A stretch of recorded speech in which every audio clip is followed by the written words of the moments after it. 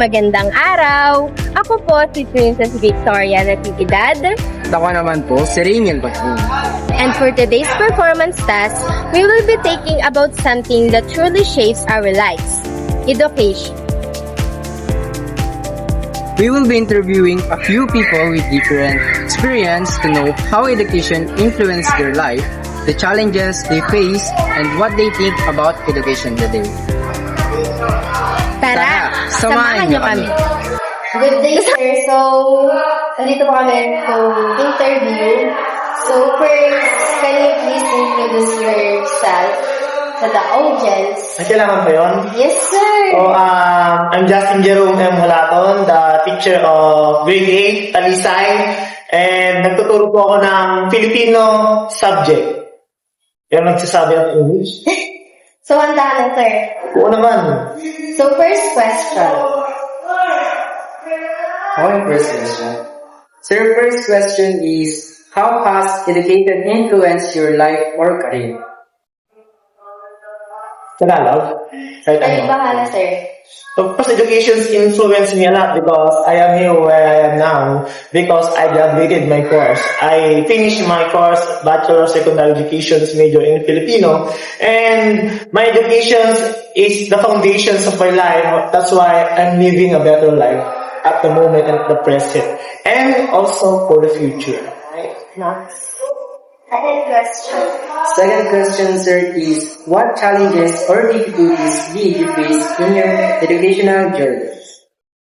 Some people said that we have a lot of money, but I encountered the first hurdle of our life, and for me to graduate is financially. My mother asked me one time that I should stop studying, but I insist. And I do a lot of things of work like sa palengke, magbantay sa palengke maghapon, mula umaga hanggang gabi, para lang mayroong kitain kasi at that time, my father was ill and hospitalized. So, akala ko hindi na ako magtutuloy noon, pero sabi ko sa kanya gusto ko mag-aral. Kaya, yun yung naging hurdle pero naging inspirations ko in life para magpatuloy at hindi mawalan ng pag-asa na tapusin yung kursong kinuha ko on time. Kasi marami hindi ko na mag-graduate ng on time dahil kapag maraming problem na na-encounter, parang yung ginagawa nilang basis para huminto, pabayaan yung pag-aaral, pero ako ginawa kong motivation yun, inspirasyon, para hindi sumuko at gawing rason na hindi makapagtapos ng pag-aaral.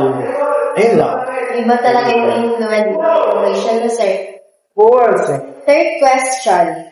What do you think is the main purpose of education today?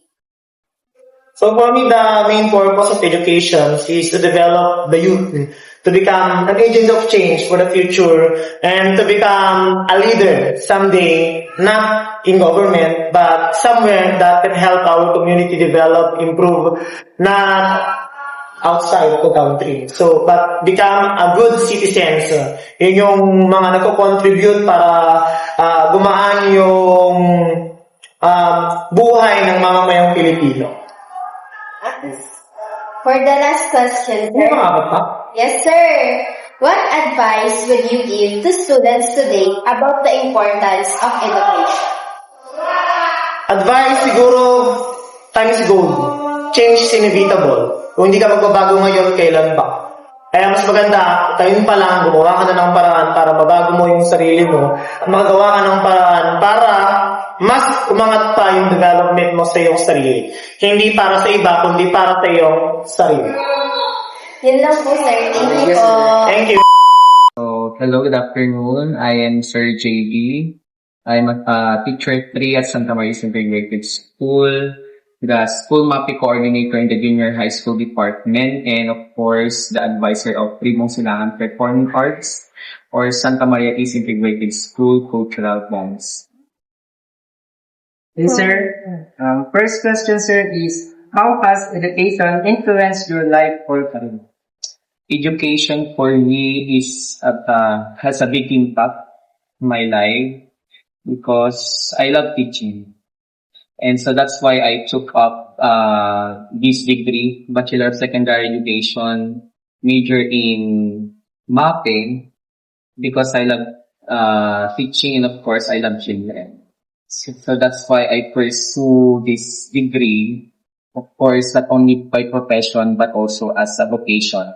When we say vocation, it is not all about money, it's not all about salary that I receive, but of course, most importantly, on how to influence my students, my dancers in my dance group, and of course, on how to give impact the lives of my students through my teaching. Yes. Second question, sir, is what challenges or difficulties did you face in your educational journey? For me, time management.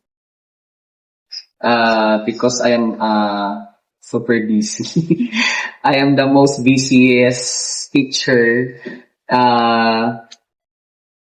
Of course, when I was in college, also, because I'm the breadwinner of my family. Habang nag-aaral ako, nagtatrabaho, and pinagsasabi ko talaga yung work ko sa pag-aaral ko. And I'm very blessed that I finished my degree. I finished my education by myself. Kasi pinag-aral ko yung sarili ko, though na maraming mga challenges, but still, magpapasalamat ako. I'm very thankful because nandito ako sa career na ito. Yeah. Yun ang pinaka-biggest challenges na naranasan ko. Time management kasi nag-aaral ako, nagtatrabaho, sinusuportahan ko yung family ko, sinusuportahan ko yung pag-aaral ko, kaya yun ang pinaka-biggest challenge na naranasan. So, third question, sir. What do you think is the main purpose of education today? The main purpose of education today is to live and to touch the lives of the students. When we say that quotation, not only a teacher not only teach by the book. You should teach with your heart, with your soul, with all your mind, with all your soul, with all your heart. Kasi kung magbe-base ka lang sa book, sa mga tinuturong pwedeng matututo yung bata pero hindi niya ma-absorb kung ano yung pinagsasabi niya. So, as a teacher, as a most influential teacher, you should teach your students with all your mind, with all your soul, with all your heart. So that's kung ganon ang inyong magiging goal, main purpose mo as a teacher, 100% masasabi ko na merong pagbabagong mangyayari sa buhay ng estudyante. No, kaya yung mga future educator, sa mga future teacher, hopefully, sana, pag tayo ay nagturo, you should teach your students with love and discipline. Yan ang main purpose ng education. So, last question, sir. What advice would you give to students today about the importance of education? For me, kasi one of the challenges or trials na na-experience ng mga estudyante ng pressure. Yes, pressure. So, I advise to all of you, my dear students, just enjoy. No? Don't pressure yourself. Though maraming mga challenge, maraming mga paperworks, maraming mga homework, projects, performance tasks, that is okay. You should take it as positive stress. Don't take it as a negative stress. Hindi lahat kasi ng stress na nararanasan natin ay negative. Pinaparanas namin sa inyo yung mga ganitong activity na hindi yung purpose namin ay pahirapan kayo. Hindi yun yung main purpose namin. Ang purpose namin is to develop you, to improve you, and of course, to give more importance in our studies. Kasi ang mga kabataan ngayon gusto nila puro madali. No, yung mga estudyante ngayon. So, ang masasabi ko lang sa inyong mga estudyante, just enjoy.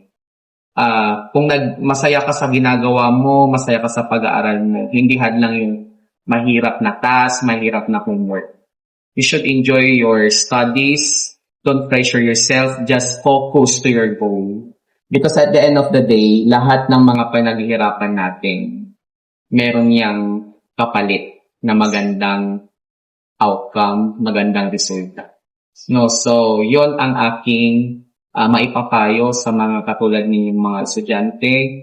Yes, enjoy your studies and of course, don't pressure yourself. No, yun ang ating advice. Thank you, sir. Yeah. After talking to them, I realized that education is not just about going to school. It's about learning values, building discipline, and shaping your future. Each of them had different experience and challenges. But one thing is clear, education changed lives. You keep learning Keep dreaming and never give up. This has been Princess Victoria Natividad and dream yung bakit. reporting for our performance task on education.